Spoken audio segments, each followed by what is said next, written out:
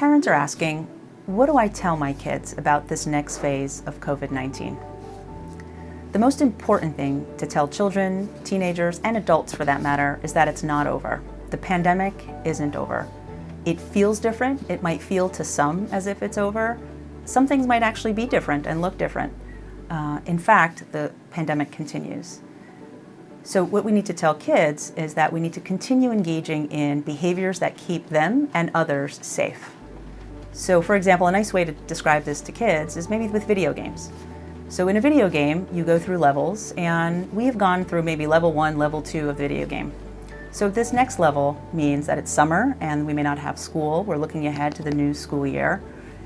And there are certain things that we can continue to do to keep ourselves safe. And what does that mean? So wearing a mask. Wearing a mask is one of the most important public health behaviors we can ask kids to continue to engage in, and we may need to remind them of why we wear a mask. Number 2 is washing our hands. You may have picked a song that lasts for 20 seconds to wash your hands to, and maybe you can pick a new song to wash hands to over the summer. Number 3 is keeping a physical distance. There are several visuals online that parents can find to describe why physical distancing, keeping 6, 8, 10 feet apart from someone is important. Kids love to talk about spit. So talk to them about how spit travels and why it's important if when you wear a mask, you block your spit from coming out and you block other spit from coming in. Why when you keep 6 to 8 feet apart, it makes it harder for someone's spit to reach you and for your spit to reach someone else. So even though we are in what feels like a different phase, we should remember the pandemic is not over and we need to continue to engage in safety behaviors for ourselves and for others. Parents are asking plainly, what do we do now? What do we tell our kids now? These times of transition are a nice opportunity to look back and reflect. A lot has happened over the past weeks and months, and these times of transition are a nice opportunity to look back and think about and talk to kids about what went well. What did they do well in adjusting to remote learning? What did they do well in adjusting from remote learning to the start of summer? What did you guys as a family do well in adjusting? It may not have always been pretty. There have been some ugly cries in there, and that's okay. But what are the lessons that we learned from these past few weeks and months? And what went well? We never want to miss an opportunity to give kids specific and labeled praise and reinforce what they did and how resilient they were. What else do? We can plan. We may not have all the information we need. There's still a lot out of our control. We may not know the full details of what's going to happen with school. However, we can still plan. And one of the keys to planning is trying to take just the next week or two as they come, trying to plan for the next week and the week after that, trying to include kids in that planning as much as possible.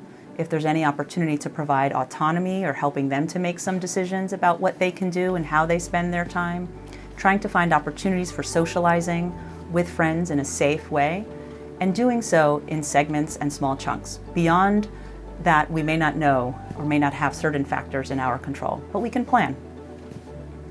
Another thing to remember is that it's not over, and reminding kids that any planning, any outing, anything that they are planning for that involves sort of leaving the house will require them to continue to engage in safe behaviors that keep them safe and that keep others safe.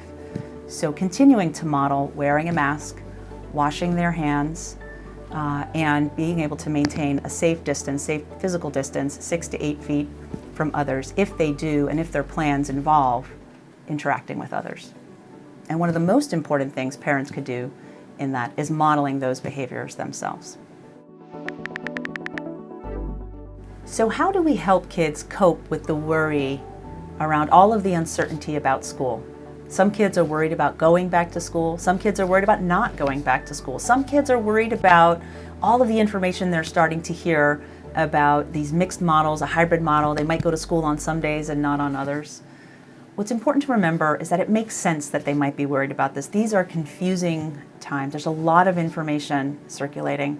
And so it's important to validate that it's okay that they feel confused. It makes sense that they feel confused. And parents, it's okay that you're stressed out about it and worried about it too.